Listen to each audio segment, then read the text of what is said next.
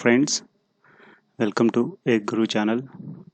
In this video, we are going to discuss about generator rotor earth fault and its protection. The synchronous generator is one of the most important and most complicated elements in a power system. As we know, synchronous generator has a rotor of two types, salient pole rotor or non-salient pole rotor, wound rotor. So most of the low speed generators are salient pole rotors and high speed generators are wound rotor.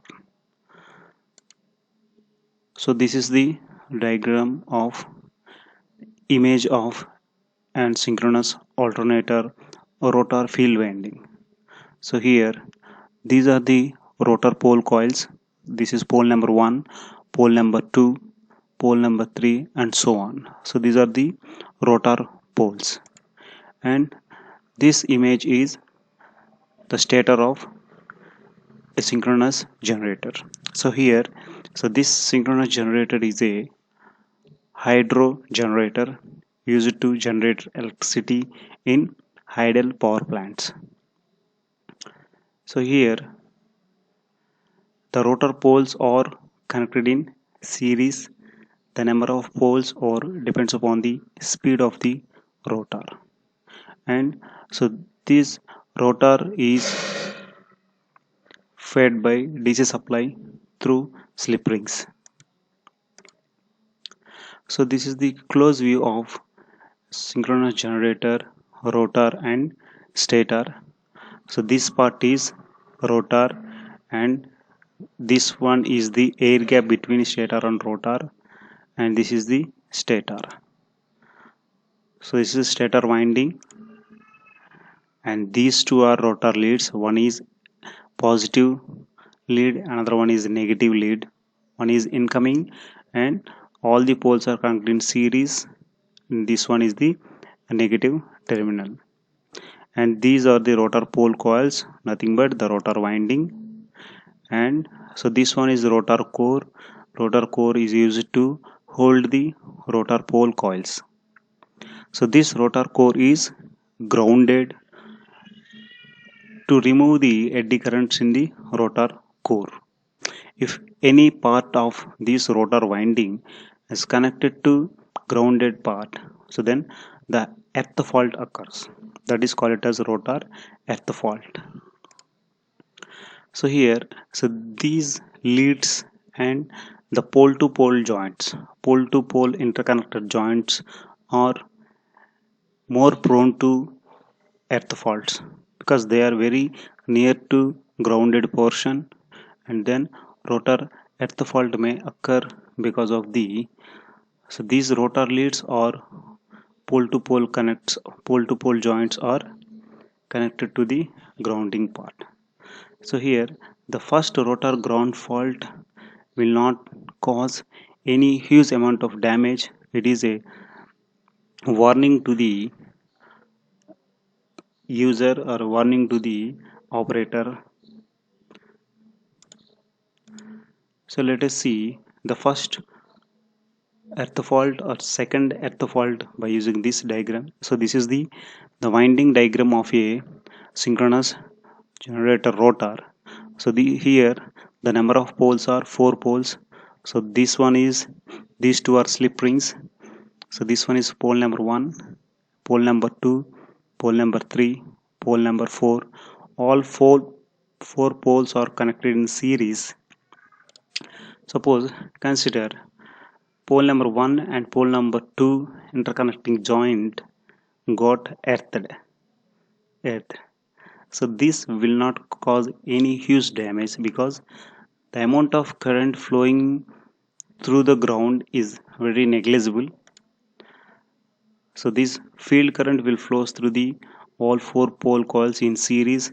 The leakage current will flow through the ground. So this leakage current is very negligible. So whenever there is a second earth fault, then that is considered as the major problem. So now let us see the second earth fault. So consider pole number 2 and pole number 3 interconnecting joint got earthed. So here this one is the second earth. So whenever there are two earthed points, so then the current will flow like this. The rotor current, huge amount of rotor current will flows through this earth point and then like this. So there, so this pole got bypassed. This pole will not get any field current. Then these three poles will get field current. This pole coil is bypassed. Then there will be a magnetic imbalance which causes huge amount of vibrations that will damage generator bearings and that will damage the generator. So here this short circuit portion of a winding may cause unbalanced magnetic field because there are no four poles, there is only three poles. 1/4 of air gap will not have any magnetic field. So that unbalanced magnetic field and subsequently mechanical damage may occur in the bearing of the machine due to unbalanced rotation. Hence it is always essential to detect the first earth fault. It is very much essential to detect the first earth fault occurred on the rotor winding to rectify it for normal operation of the machine. Okay, so now we will see what are the methods to identify the first rotor earth fault.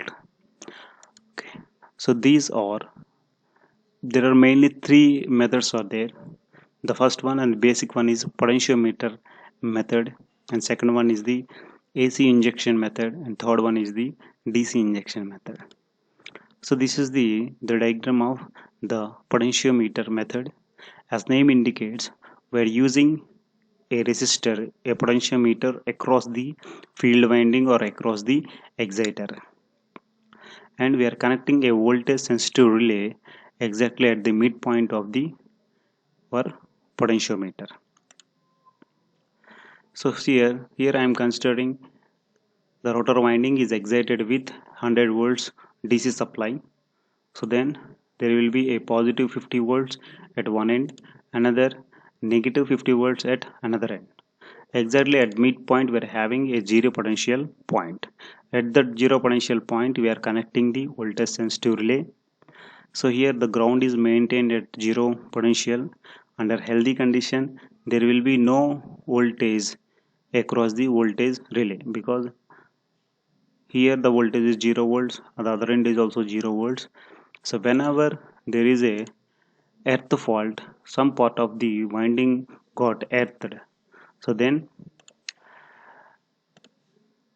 the upper portion nothing but, so these negative 50 volts is connected to the ground. This becomes the 0 volt. The total voltage will appear at the upper part of the potentiometer. Then so here the voltage is 100 volts, here the voltage is 0 volts.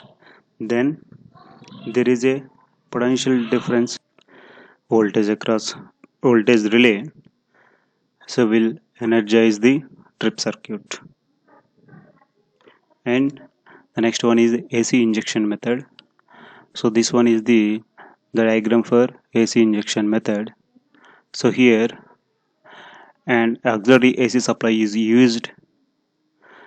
So because why we are going for AC injection method is in potentiometric method, if the fault occurs at exactly middle of the field winding, so then we cannot get alarm or for the rotor at the fault, because if the fault occurs at the midpoint, so then there will be no disturbance of the voltages. So this will be plus 50 volts, this will be negative 50 volts. Then the voltage will not sense the faults at the midpoint of the alternator. So that's why we are going for AC injection method. So in this AC injection method, the voltage sensitive relay is connected for any one of the leads, either positive or negative of the exciter, and then other end is connected to the auxiliary transformer. Suppose if fault is occurs at this point, then there will be a path for the our leakage current or fault current. So this fault current makes the secondary voltage of auxiliary transformer appear across the voltage relay that will trigger the alarm. Then we will get the first earth fault. Similarly, for DC injection method, here instead of going for AC supply, we are inserting a rectifier in order to eliminate the capacitor in the AC injection method. So the capacitor in AC injection method may inject the reactive current to the field winding that will cause the unbalance in the magnetic field. So to eliminate that reactive current injected by capacitor, we are going for DC injection. Here also the operation principle is same. The voltage relay, one end is connected to the exciter, another end is connected to the our auxiliary transformer through a rectifier circuit. So whenever there is a earth fault, the fault current flows through the voltage relay that will make the secondary voltage of auxiliary transformer appear across the voltage relay, and the relay will trigger the first rotor earth fault alarm. So these are the three methods to identify the first earth fault.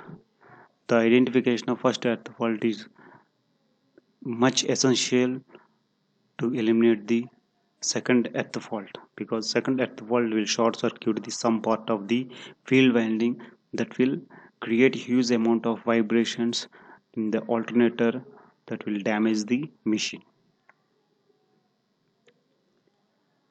Thank you for having your time. Thank you, sir.